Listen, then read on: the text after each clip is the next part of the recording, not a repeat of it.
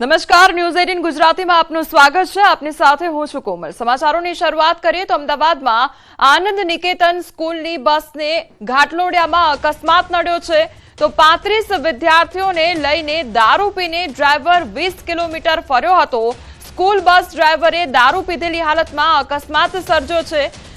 તો આ અંગેનો આરોપ પણ કરવામાં આવી રહ્યો છે અને નાલંદા સ્કૂલના 35 વિદ્યાર્થીઓને શાળામાં ઉતાર્યા બાદ અકસ્માત કર્યો હોવાનો આરોપ લગાવવામાં આવી રહ્યો છે। ગઈકાલે દેશી દારૂ પીધો હતો અને સવારે બસ લઈને નીકળ્યો હોવાનું ડ્રાઈવરનું કહેવું છે। આનંદ નિકેતનની સ્કૂલ બસ નાલંદાના વિદ્યાર્થીઓને છોડી પરત આવી હતી અને તે સમયગાળા દરમિયાન અકસ્માત સર્જવામાં આવ્યો હતો। સંવાદદાતા નવીન અમારી સાથે જોડાઈ ગયા છે। નવીન, આ સ્કૂલ ચાલક જે બસ ચાલક છે તેના દ્વારા અકસ્માત સર્જી દેવામાં આવ્યો છે અને બીજો આરોપ એ છે કે તે નશામાં હતો। શું અપડેટ તેમાં સૌથી પહેલા તો એ જાણવા માંગીશું। કોમલ, અત્યારે જે માહિતી મળી રહી છે કે આજે સમાધાન કાર ચાલકે કરી લીધું છે આની અંદર અને તેને જે ખર્ચો હતો તે ખર્ચો જે છે તે સ્કૂલ તરફથી આપી દેવામાં આવ્યો છે। હવે સમગ્ર ઘટનાની વાત કરીએ તો આજે સ્કૂલ બસ આનંદ નિકેતનની હતી, પરંતુ તેમાં નાલંદા સ્કૂલના વિદ્યાર્થીઓને મૂકીને જ્યારે ડ્રાઈવર પરત આવી રહ્યો હતો ત્યારે જે કાર સાથે તેની સામાન્ય અકસ્માત થયો તેને લઈને જ્યારે તપાસ કરી તેવો આરોપ લગાવવામાં આવી રહ્યો છે લોકો દ્વારા કે ગાડી જે ચલાવી રહ્યો હતો સ્કૂલ બસ તે દારૂના નશામાં હતો। જો કે સ્કૂલ બસના ડ્રાઈવરનું કેવું છે કે તેને ગઈકાલે આ દારૂ પીધેલું હતું, આજે તેને પીધું નથી એ પ્રકારની વાત કરી રહ્યો છે। પરંતુ સમગ્ર ઘટનામાં હાલ તો સમાધાન થઈ ગયું છે અને પોલીસ કોઈ ફરિયાદ દાખલ કરી નથી અને જે સ્કૂલ જે ડ્રાઈવર હતો બસનો તેને પણ કાઢી દેવામાં આવ્યા હોય એ પ્રકારની વાત હાલ સામે આવી રહી છે। નવીન, જે પ્રમાણે સમાધાન કરી લેવામાં આવ્યું છે અને કોઈ પણ પ્રકારની ફરિયાદ નથી કરવામાં આવી, તો શું શાળા દ્વારા આખો મામલો દબાવવાનો પ્રયાસ કરવામાં આવી રહ્યો છે? કારણ કે બસ ચાલક છે તેના દ્વારા સ્વીકારવામાં આવ્યું છે કે ગઈકાલે તો મેં દારૂ પીધો હતો। બિલકુલ કહી શકાય કે જે રીતે શાળા સંચાલકો જે છે તે લોકો ક્યાંક ને ક્યાંક આખી ઘટનાને દબાવી રહ્યા હોય એ પ્રકારના જરૂરથી કહી શકાય, પરંતુ ખરેખર આ પ્રકારની ઘટનામાં સામેથી શાળા સંચાલકો ફરિયાદ દાખલ કરવી જોઈએ। પરંતુ કાર ચાલક જે છે એને તો પૈસા મળી ગયા એટલે તે સમાધાન કરી લીધું છે। ત્યારે આ કાર જે સ્કૂલનો ડ્રાઈવર છે બસનો તે ખરેખર ખૂબ જ ગંભીર પ્રકારનો આ ગુનો હતો, પરંતુ જો કે સદનસીબે ખાલી બસ હતી અને કોઈ પ્રકારની કોઈ ઈજા નથી। જો કે પરિવાર આવું કરી શકે છે એમાં કોઈ બેમત નથી, ત્યારે આવા લોકોને કાર્યવાહી થાય તે જરૂરી છે। કોમલ, નવીન, આ બસમાં 35 જેટલા બાળકો જે હતા તે પણ સવાર હતા અને તેમને સ્કૂલે ઉતાર્યા બાદ આ બસ ચાલક દ્વારા અકસ્માત સર્જવામાં આવ્યો હતો, પરંતુ જો આ બસમાં વિદ્યાર્થીઓ હાજર હતો અને તેમને કોઈ પણ પ્રકારની ઈજા સર્જાઈ હોત તો તેના માટે જવાબદાર કોણ હોત? પરિવારજનો ત્યાં આગળ વિદ્યાર્થીઓને આવ્યા હશે, તેમના દ્વારા કોઈ પણ પ્રકારની વાતચીત કરવામાં આવી છે? નવીન, જે રીતે મેં કીધું પ્રમાણે કે પરિવારજનો એટલા માટે ત્યાં હાજર નહોતા કારણ કે સ્કૂલ બસ જે હતી તે ખાલી હતી। સૌથી પહેલા સ્કૂલમાં બાળકો કોઈ હતા નહીં, બાળકોને ઉતાર્યા બાદ આ પ્રકારની ઘટનાને જે છે અકસ્માત થયો છે। એટલે જે જગ્યા અકસ્માત થયો છે ઘાટોડિયામાં, ત્યાં સ્થાનિક જે લોકો હતા તે લોકોનું કહેવું છે કે તે દારૂના નશામાં છે। જો કે તેના માટે અમે આરોપ નથી લગાવી રહ્યા, પરંતુ એ લોકોનું કહેવું છે કે તે નશામાં હોય એ પ્રકારની વાત સામે આવી રહી છે। તેના માટે ખરેખર તો ડોક્ટર તપાસ થવી જોઈએ, ત્યારબાદ જ ખબર પડે કે ડ્રાઈવર નશામાં હતો કે કેમ। કોમલ, જી નવીન, સમગ્ર માહિતી બદલ આપનો આભાર। સમાચારમાં આગળ વધીએ તો હિટ એન્ડ રનના ફરાર આરોપીની ધમકી અને અમદાવાદના બાપુનગર અકસ્માત કેસનો આરોપી ફરાર થયો છે। આરોપીએ ધમકી આપ્યાનો આક્ષેપ કરવામાં આવી રહ્યો છે। હજુ પણ કોઈ વચ્ચે આવશે તો ઉડાવી દઈશ તેવું કહેવામાં આવ્યું છે। 5 લોકોને અડફેટે લેનાર હજુ પોલીસ ગિરફથી દૂર છે। ટ્રાફિક પોલીસ પણ હજુ આરોપીને પકડી શકી નથી। પોલીસ પકડથી દૂર આરોપી રહીશોને ધમકી આપી રહ્યો છે। ઘાયલના ભાઈને ફોન કરીને ફોન પર ધમકી આપવામાં આવી છે। ધમકી બાદ સ્થાનિકોમાં ભારે રોષનો માહોલ જોવા મળી રહ્યો છે। ઘાયલને ધમકી આપ્યાની ઓડિયો ક્લિપ પણ વાયરલ થઈ રહી છે। તો એક તરફ ટક્કર મારવામાં આવી અને ત્યારબાદ હજુ તો આ જે આરોપી છે તે હજુ પણ ફરાર છે અને આ સાથે તેના દ્વારા હજુ પણ ધમકી આપવામાં આવી રહી છે। जो बीच में जो અત્યારે આજે એનું દવાખાને સ્ટાર હોસ્પિટલમાં ઓપરેશન થયું તો ખબર છે? हाँ, तो હું તારે પ્રેમથી વાત કરી मैंने अभी तेरे को कौन सी अपशब्द से बात करी बता? તું પાછું કન્યા ને શું बोलियो? मैं बोल तो रहा हूँ, मैं अभी बोल रहा हूँ, मुँह पे बोल रहा हूँ। हाँ, जिसको जब कीड़े काटेंगे ना भाई, उड़ाने पे आएंगे तो उड़ा भी देंगे। मैं तेरे भाई को लेके नहीं बोल रहा हूँ। हाँ। देख जो अपने पे आएगा ना आड़ा उड़ा अपने ऊपर हाँ। तो अपने उड़ा भी देंगे भाई, ऐसा कोई मतलब नहीं है, कोई भी होगा फिर। हारू हारू चल, ऐसा बोल रहा हूँ मैं। हारू हारू चल। સુરતમાં ગોડાદરામાં જાહેરમાં છરી સાથે રોફ જમાવતા અસામાજિક તત્વ એવા બુટલેગરને પોલીસે કાયદાનો પાઠ ભણાવ્યો છે। મીડિયા અહેવાલ બાદ આખરે સુરત પોલીસે વાયરલ વિડીયોમાં દેખાતા આરોપીને દબોચી લીધો છે। તાજેતરમાં ગોડાદરામાં હાથમાં બે રેમ્બો ચપ્પુ લઈ જાહેરમાં દાદાગીરી કરતા એક અસામાજિક તત્વનો વિડીયો વાયરલ થયો હતો। રાજા નામનો આ બુટલેગર જાહેરમાં છરી લઈને એક વ્યક્તિને ધમકી આપતો દેખાઈ રહ્યો હતો।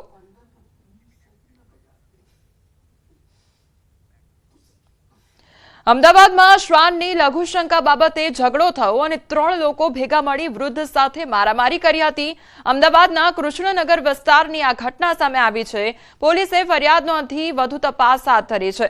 તો શ્વાનની બાબતે ઝઘડો થયો હોવાનો મામલો સામે આવ્યો છે અને 3 વ્યક્તિઓ દ્વારા જે વૃદ્ધ હતા તેમના પર હુમલો કરવામાં આવ્યો હતો અને માથાકૂટ કરી હતી। આ અંગે પોલીસ દ્વારા વધુ તપાસ હાથ ધરવામાં આવી છે।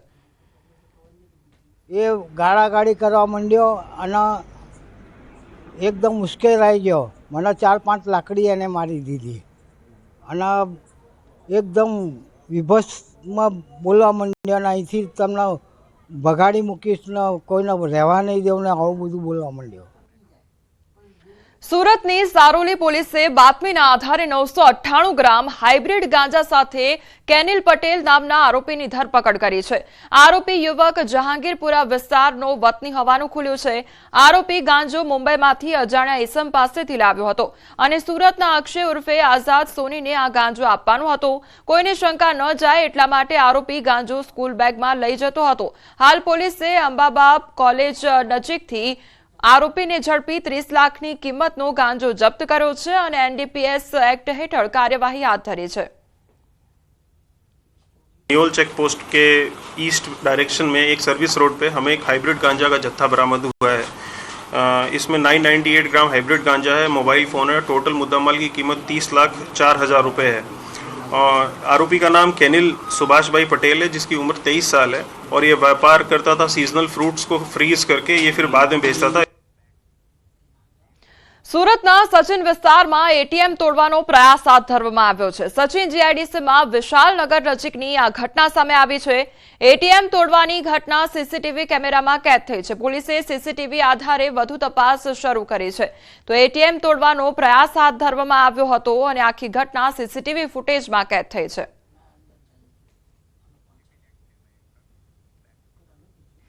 વલસાડમાં જોખમી સ્ટંટનો વિડીયો વાયરલ થયો છે। અમદાવાદ મુંબઈ નેશનલ હાઈવે પર પૂર ઝડપે દોડતી કારમાં એક યુવકે જોખમી સ્ટંટ કરી સીન સપાટા કર્યા હતા। નેશનલ હાઈવે પર વાહનોની સતત અવરજવર વચ્ચે પૂર ઝડપે દોડતી કારના સનરૂફમાંથી એક યુવક બહાર આવે છે અને ત્યારબાદ કારની ઉપર બેસી જોખમી સ્ટંટ કરે છે।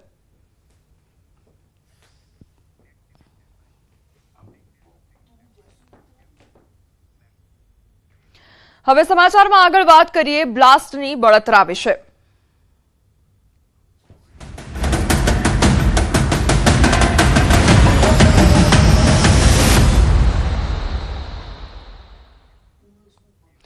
તો બનાસકાંઠા ડીસાની આ ઘટના કે જ્યાં બ્લાસ્ટ સર્જાયો હોવાની ઘટના સામે આવી અને કેટલાય શ્રમિકોએ પોતાનો જીવ ગુમાવ્યો, ત્યારે ડીસામાં બ્લાસ્ટ પ્રકરણમાં સૌથી મોટો ખુલાસો સામે આવ્યો છે।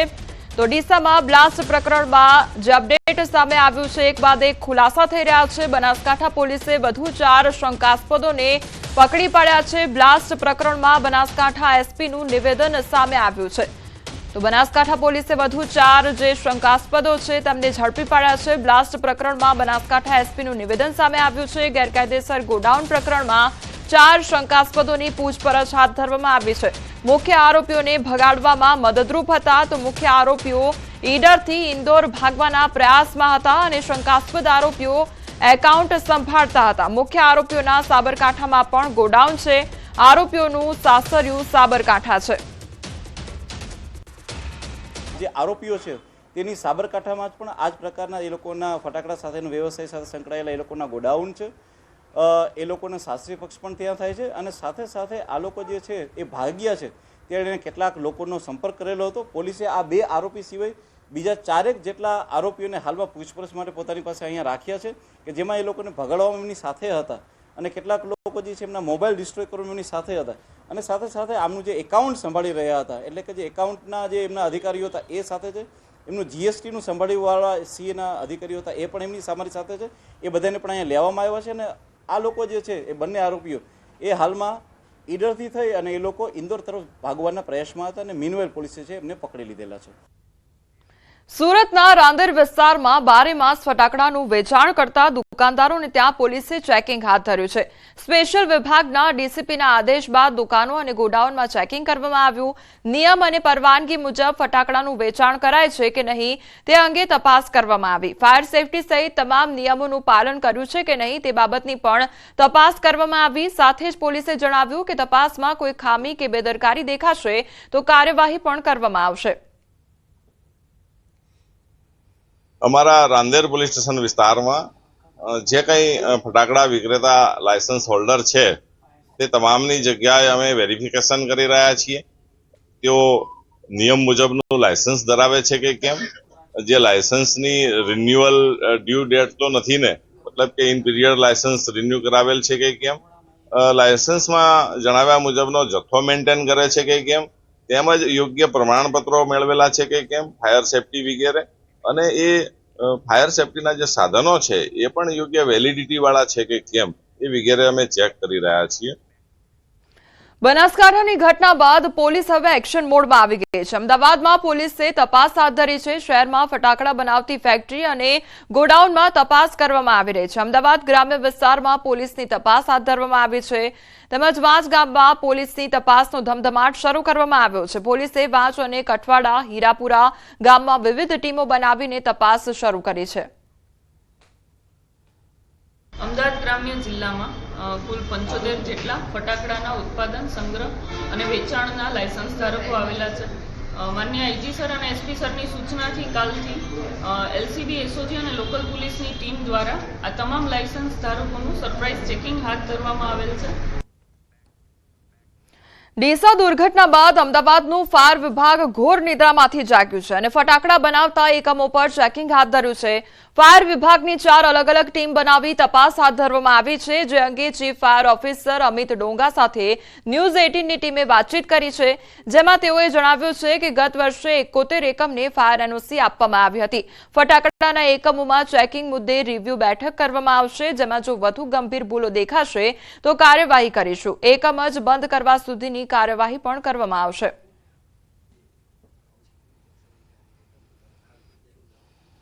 ડીસામાં ફટાકડાની ફેક્ટરીમાં વિસ્ફોટ થતા અનેક નિર્દોષ લોકોના મોત થયા છે, ત્યારે તેના પડઘા સમગ્ર ગુજરાતમાં પડ્યા છે.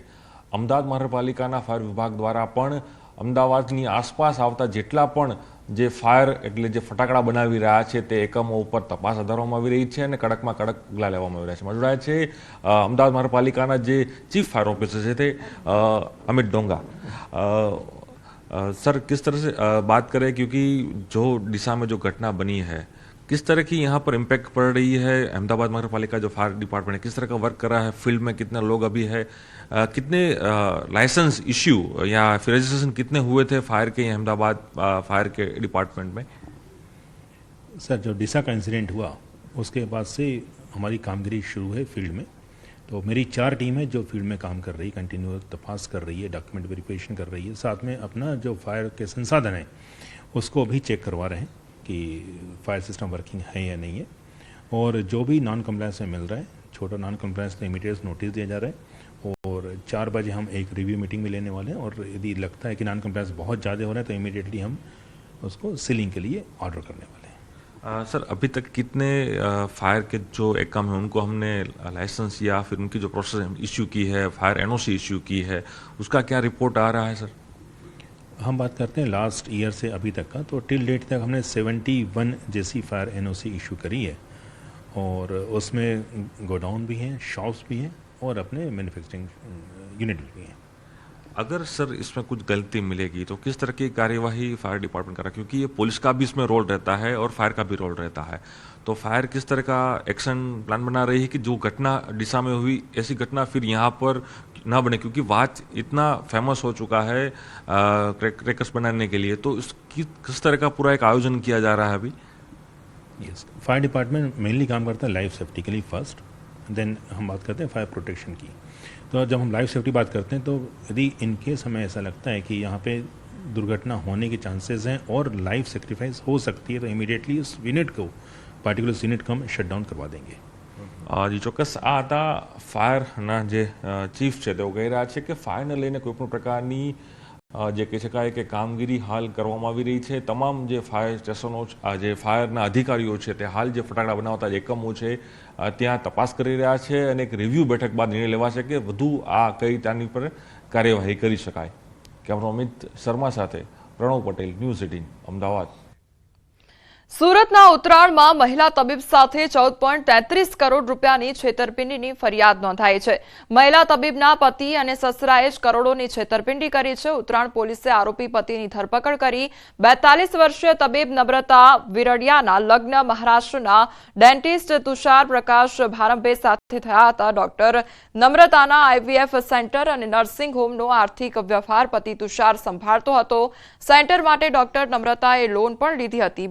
2020માં તુષારે લોન ભરપાઈ થઈ ગઈ હોવાનું કહ્યું હતું, પરંતુ બાદમાં બિલ્ડરને 2 કરોડ આપવાના બાકી હોવાનું ખુલ્યું હતું। એટલું જ નહીં, આરોપી તુષાર અને તેના પિતા પ્રકાશ ભારંભે નમ્રતાબેનના નામે ખોટી આવક બતાવી અને આઈટીઆર ફાઇલ કરી મોટું કૌભાંડ આચર્યું હતું। ખોટા આઈટીઆર અને ખોટી સહીના આધારે 10 બેંકોમાંથી 14.33 કરોડની લોન લીધી હોવાનું સામે આવ્યું હતું। આટલી મોટી છેતરપિંડી કરી હોવાનું બહાર આવતા ડોક્ટર નમ્રતાએ તુષાર સાથે છૂટાછેડા લઈ લીધા હતા। તે સમયે થયેલા કરારમાં લોનની જવાબદારી તુષારે લીધી હતી અને લોન ભરવાની બાંહેધરી પણ આપી હતી। જો કે તુષારે હપ્તા ન ભરતા બેંકે ડોક્ટર નમ્રતા પાસે ઉઘરાણી શરૂ કરી હતી, જેને લઈને ડોક્ટર નમ્રતાએ ફરિયાદ નોંધાવતા ઉત્તરાયણ પોલીસે આરોપી તુષાર ભારંભેને ધરપકડ કરી કાર્યવાહી હાથ ધરી છે। રાજકોટના જેતપુરમાં ઇન્સ્ટાગ્રામ પર બોગસ આઈડી બનાવી મહિલાઓને પ્રેમ જાળમાં ફસાવતા યુવકની પોલીસે ધરપકડ કરી છે। આરોપી જેતપુરના યુવકનું ફેક એકાઉન્ટ બનાવી મહિલાઓનો સંપર્ક કરતો હતો। મહત્વનું છે કે થોડા દિવસ પહેલા જેતપુરમાં ઇન્સ્ટા પરથી મેસેજ કરવા બાબતે માર માર્યો હતો। સમગ્ર મામલે પોલીસે તપાસ શરૂ કરી તો ખુલાસો થયો કે અન્ય યુવક ખોટી આઈડી બનાવી મહિલાઓને મેસેજ કરતો હતો।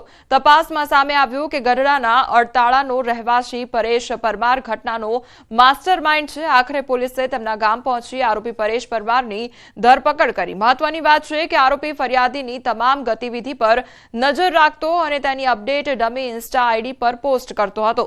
આરોપી મહિલાઓને પ્રેમજાળમાં ફસાવી તેમની પાસેથી રૂપિયા પડાવતો હતો। પોલીસે મોબાઈલ અને તેમાં રહેલી તમામ ચેટની તપાસ કરી વધુ કાર્યવાહી હાથ ધરી છે। ખેડામાં વૃદ્ધને બંધક બનાવીને લૂંટનો બનાવ સામે આવ્યો છે। મૌધામાં 3 અજાણ્યા લૂંટારુઓએ લૂંટ ચલાવી અને 2 લાખ ઉપરાંતનો મુદ્દામાલ લૂંટી લૂંટારુ ફરાર થઈ ગયા હતા। પોતાના ઘરે બેઠેલા વૃદ્ધ પર ચાદર નાખી તેમના હાથ પગ બાંધી બંધક બનાવી દીધા હતા અને ઘરમાં દાગીના રૂપિયા જે હોય તે બધું આપી દેવા જણાવ્યું હતું। જો કે વૃદ્ધે ના પાડતા તેમને પગ પર છરીથી ઘસરકો કરતા ડરી જતા તેમણે ઘરમાં રહેલ રૂપિયા આપી દીધા હતા, જેમાં તિજોરીમાંથી 1,85,000 અને બીજા એક કબાટમાંથી રૂપિયા 17,000ની રોકડ રકમ લઈ લીધી હતી અને હાથ પર પહેરેલી વીંટી પણ કાઢી લીધી હતી। આમ લૂંટારુઓ કુલ રૂપિયા 2,13,000નો મુદ્દામાલ લૂંટી ફરાર થયા હતા। આ મામલે પોલીસે ફરિયાદ નોંધી વધુ તપાસ શરૂ કરી છે। સમાચારોમાં આગળ વધીએ તે પહેલા રોકાઈશું એક બ્રેક માટે।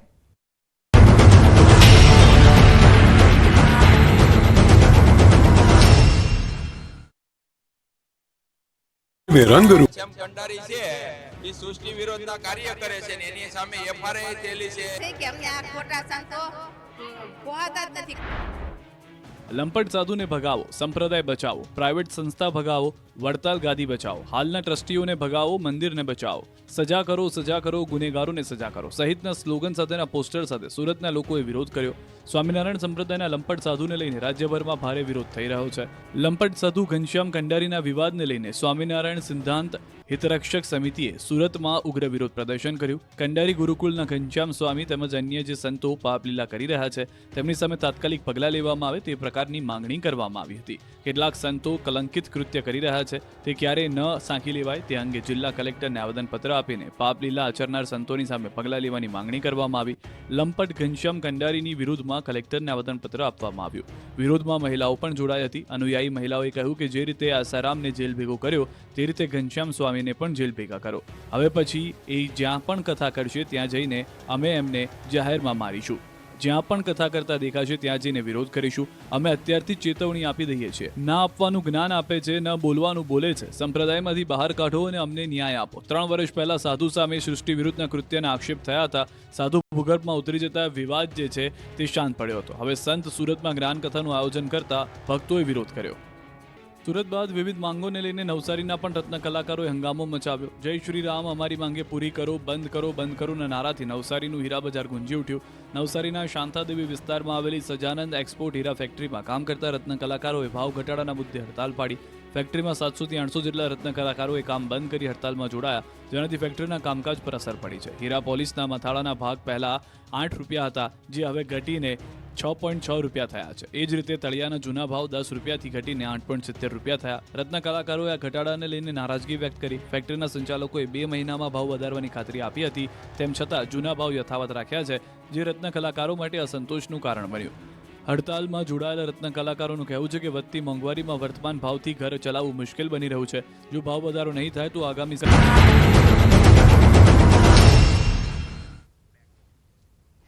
બ્રેક બાદ આપનું સ્વાગત છે. અન્ય સમાચારો પર નજર કરીએ તો અમદાવાદ મ્યુનિસિપલ કોર્પોરેશન સંચાલિત સ્કૂલ બોર્ડની શાળાઓમાં નવતર પ્રયોગ હાથ ધરવામાં આવ્યો છે. 400 થી વધુ શાળાઓમાં અભ્યાસ કરતા 1.5 લાખથી વધુ બાળકોમાં સંસ્કારોનું સિંચન થાય તે માટે પ્રતિજ્ઞા લેવડાવવામાં આવી રહી છે. સ્કૂલ બોર્ડની શાળાઓમાં વિદ્યાર્થીઓને સ્વચ્છતા જાળવવાની પ્રતિજ્ઞા, પાણી બચાવવાની, વૃક્ષોનું સર્જન અને જતન કરવાની, અન્નનો બગાડ નહીં કરવાની, વીજળી બચાવવાની, ટ્રાફિકના નિયમોનું પાલન કરવાની, મોબાઈલ તેમજ સોશિયલ મીડિયાનો ઉપયોગ નહીં કરવાની પ્રતિજ્ઞા લેવડાવવામાં આવી રહી છે. બાળકોમાં વસુદેવ કુટુંબકમની ભાવના વિકસે એટલે સંયુક્ત પરિવારમાં રહેવાની, જાહેર સંપત્તિનો આદર કરવાની અને રાષ્ટ્રવાદની ભાવના વિકસે તે માટે રાષ્ટ્ર પ્રથમના મંત્રને જીવન મંત્ર બનાવવા જેવી 10 પ્રતિજ્ઞા લેવડાવવામાં આવી રહી છે, જેનાથી બાળક ભારતનો શ્રેષ્ઠ નાગરિક બની શકે.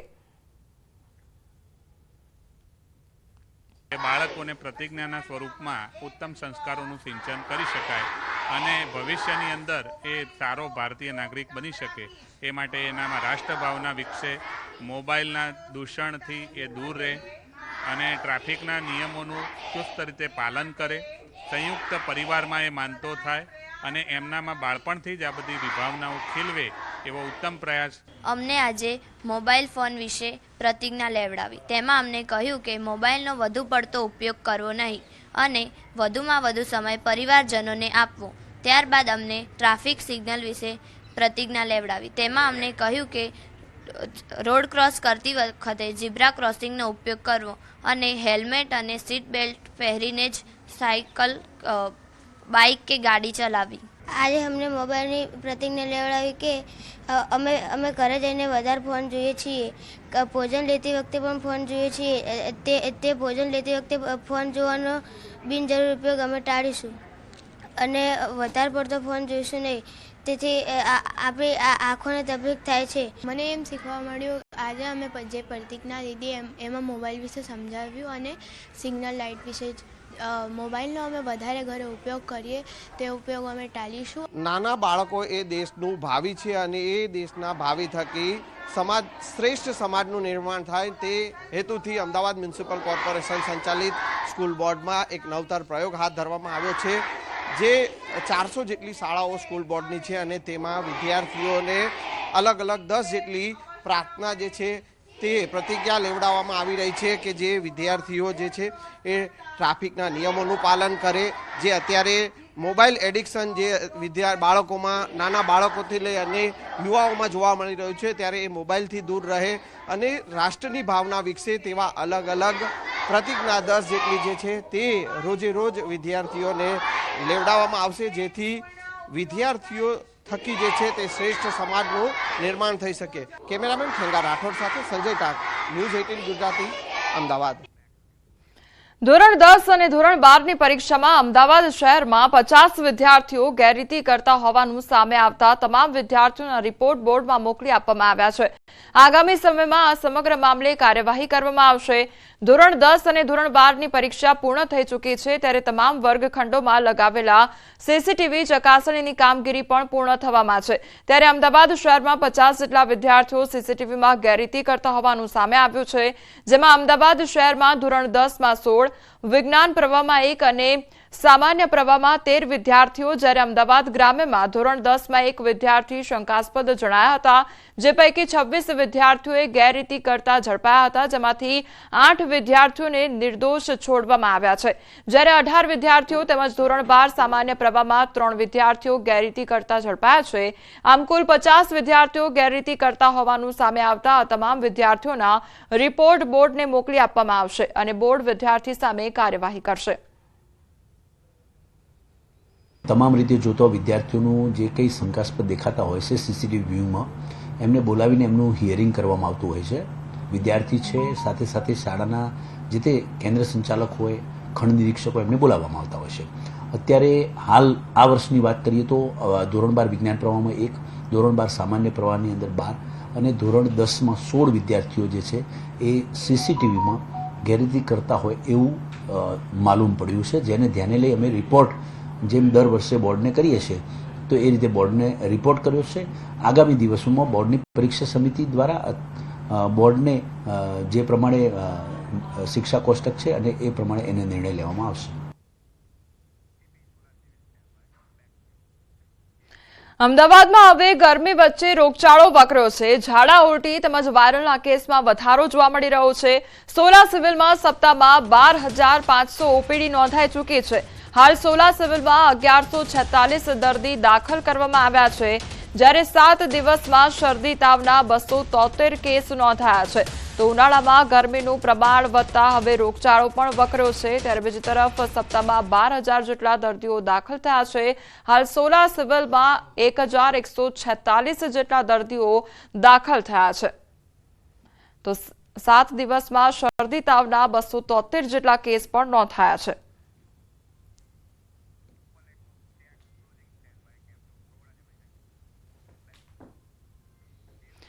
ફરી આવ્યો છે વર્ષનો એ સમય. ન્યૂઝ 18 રાઇઝિંગ ભારત સમિટ 2025 એક સાથે લાવી રહ્યું છે એ મોટા નામોને જેઓ ભારતનું ભવિષ્ય ઘડશે. 8મી અને 9મી એપ્રિલે ભારત મંડપમ નવી દિલ્હી ખાતે આ ઇવેન્ટમાં તમે પણ બનો ભાગીદાર. આ લિંક પર આજે જ રજીસ્ટર કરો.